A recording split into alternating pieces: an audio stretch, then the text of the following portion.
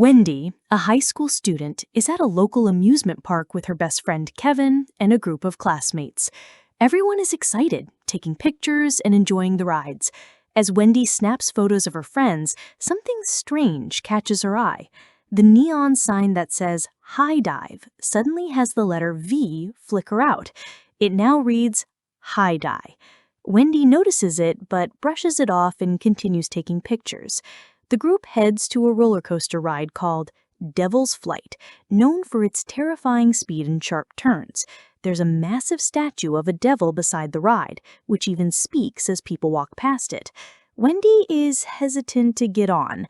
She feels uneasy, as if something terrible is about to happen. But after being convinced by a friend, she agrees.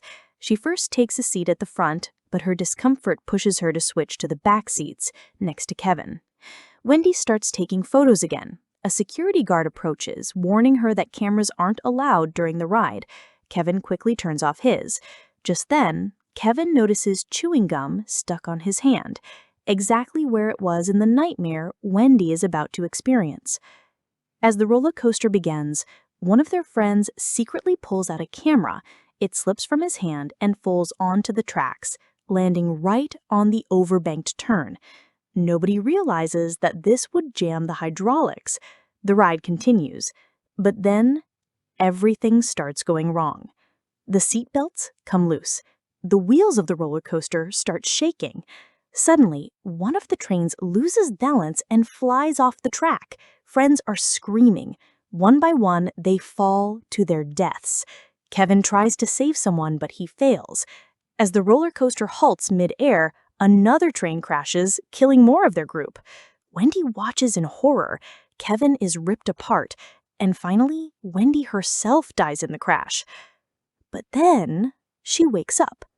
She's still on the roller coaster. That entire scene was just a nightmare, but it felt too real. Her heart races as she sees the exact same things happening. Kevin's gum, the security guard, the same friends boarding. Wendy is shaken. She starts yelling, trying to warn everyone. She screams, "The ride will crash. The hydraulics will fail." Security and ride operators think she's having a panic attack. They unbuckle her seatbelt and help her off the ride. Some of her friends also get off, worried about her.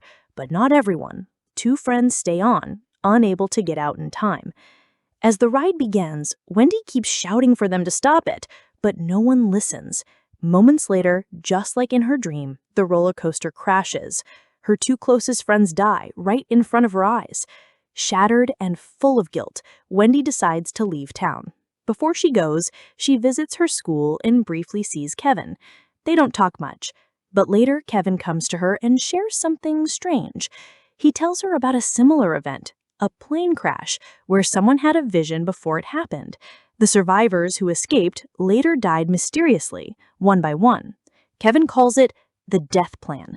If someone escapes death, their turn comes back later. Wendy doesn't believe him. She returns home and takes her sister's bracelet as a lucky charm.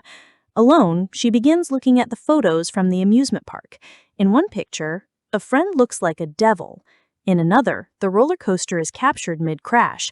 That same friend died in that crash.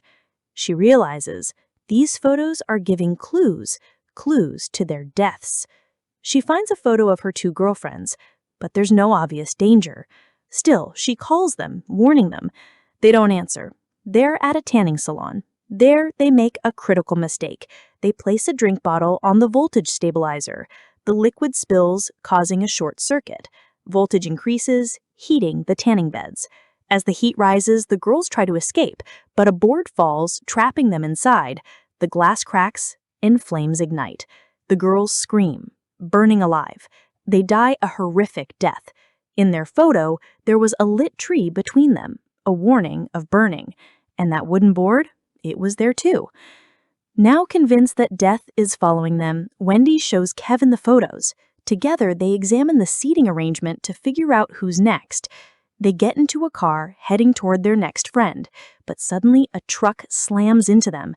It moves forward slowly, and it has no driver.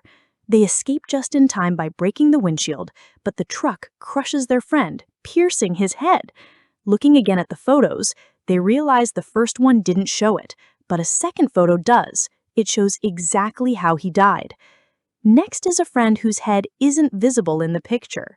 Wendy and Kevin find him and try to warn him, but he laughs it off, calling it nonsense. Suddenly, sharp swords fall.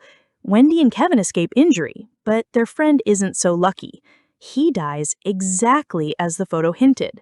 His head was invisible because it was going to be destroyed. Now, the next victims are two friends working at a hardware store. Wendy and Kevin rush to warn them.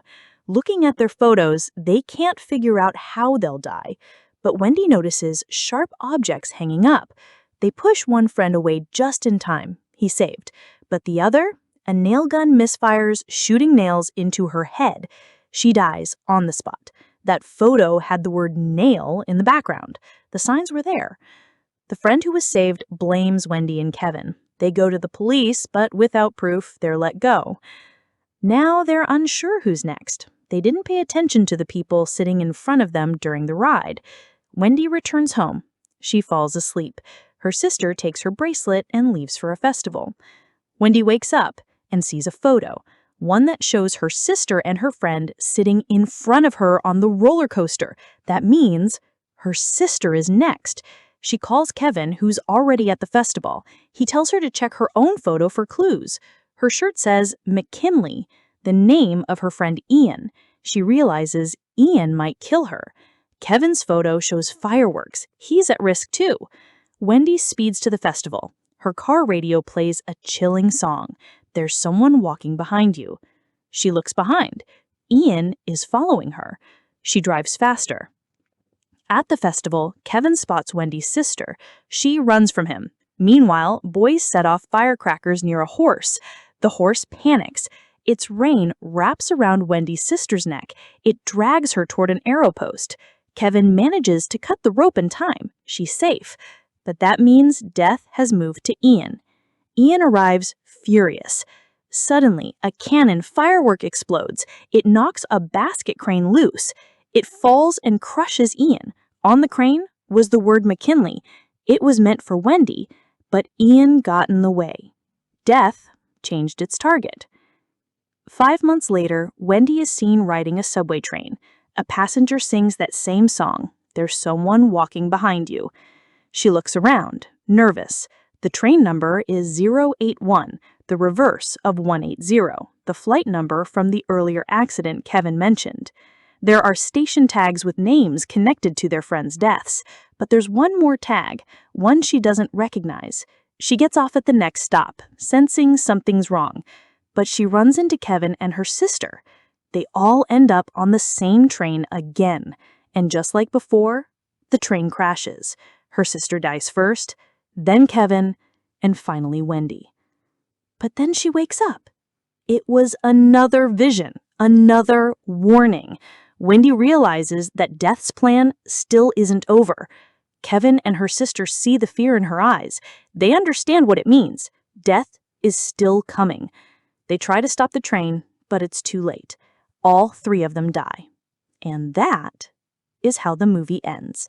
If you enjoyed this story, don't forget to like, share, and subscribe to the channel. It helps a lot and keeps us going with more thrilling stories like this. Thanks for watching.